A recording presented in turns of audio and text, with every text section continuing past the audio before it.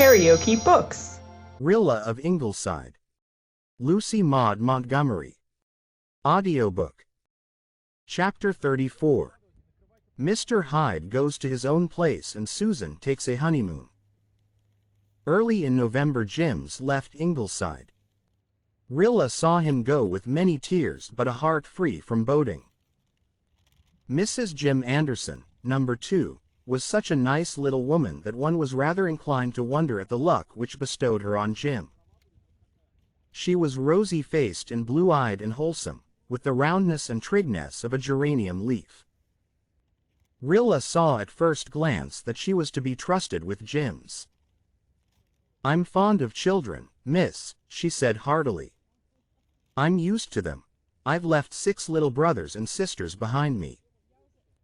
Jims is a dear child and I must say you've done wonders in bringing him up so healthy and handsome.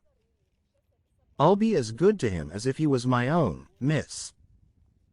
And I'll make Jim toe the line all right. He's a good worker.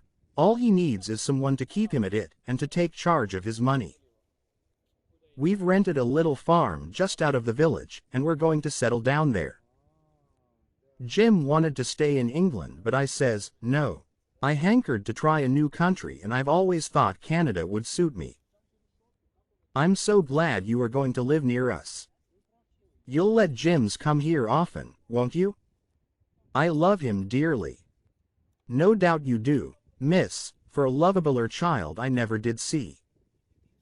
We understand, Jim and me, what you've done for him, and you won't find us ungrateful. He can come here whenever you want him and I'll always be glad of any advice from you about his bringing up. He is more your baby than anyone else's I should say, and I'll see that you get your fair share of him, miss."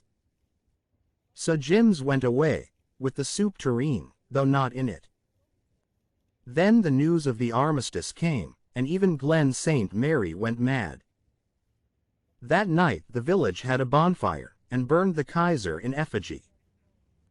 The fishing village boys turned out and burned all the sandhills off in one grand glorious conflagration that extended for 7 miles.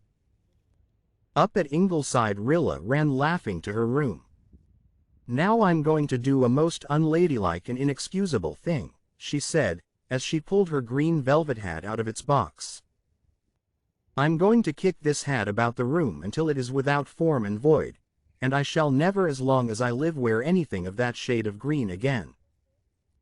"You've certainly kept your vow pluckily," laughed Miss Oliver. "It wasn't pluck, it was sheer obstinacy. I'm rather ashamed of it," said Rilla, kicking joyously. "I wanted to show Mother."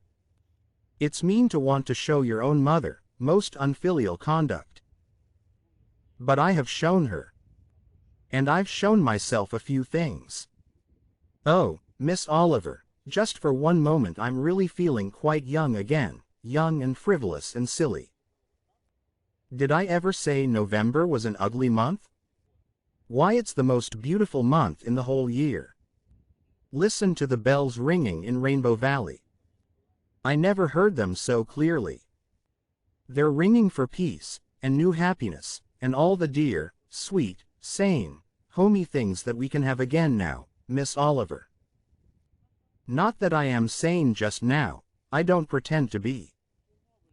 The whole world is having a little crazy spell today. Soon we'll sober down, and keep faith, and begin to build up our new world. But just for today let's be mad and glad." Susan came in from the outdoor sunlight looking supremely satisfied. "Mr. Hyde is gone," she announced. "Gone? Do you mean he is dead, Susan?" "No, Mrs. Drive dear, that beast is not dead. But you will never see him again. I feel sure of that. Don't be so mysterious, Susan. What has happened to him?" "Well, Mrs. Drive dear, he was sitting out on the back steps this afternoon. It was just after the news came that the armistice had been signed and he was looking his hidest. I can assure you he was an awesome-looking beast. All at once, Mrs. Drive dear, Bruce Meredith came around the corner of the kitchen walking on his stilts. He has been learning to walk on them lately and came over to show me how well he could do it.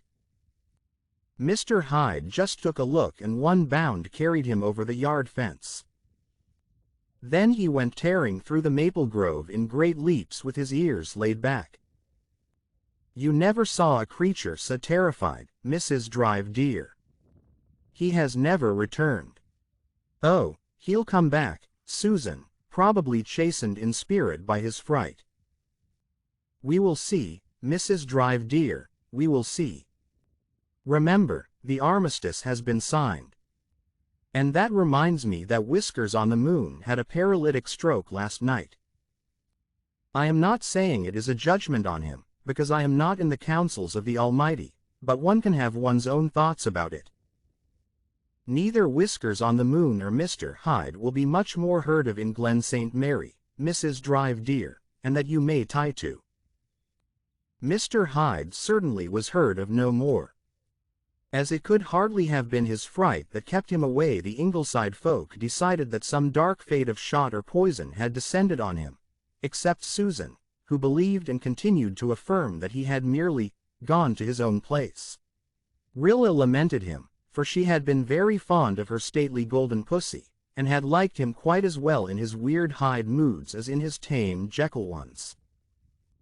And now, Mrs. Drive dear, said Susan, since the fall house cleaning is over and the garden truck is all safe in cellar, I am going to take a honeymoon to celebrate the peace. A honeymoon, Susan? Yes, Mrs. Drive dear, a honeymoon, repeated Susan firmly. I shall never be able to get a husband, but I am not going to be cheated out of everything, and a honeymoon I intend to have. I am going to Charlottetown to visit my married brother and his family.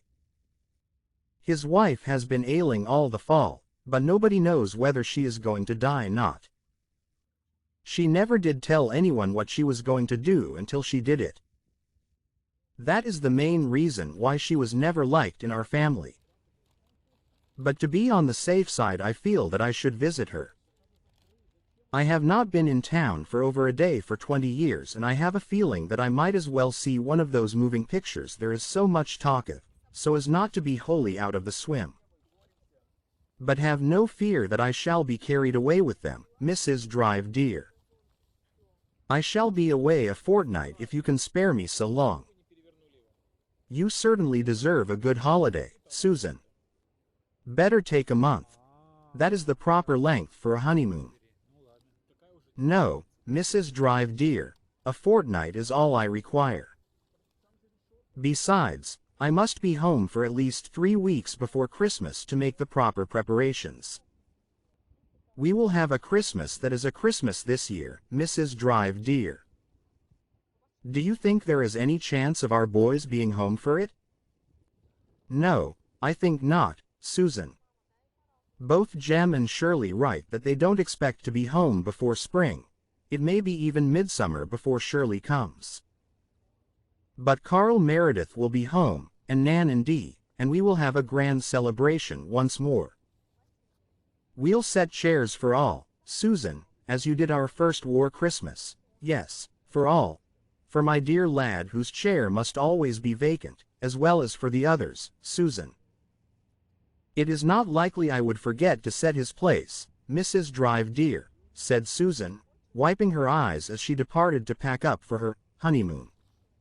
If you liked what you heard, please subscribe to the channel.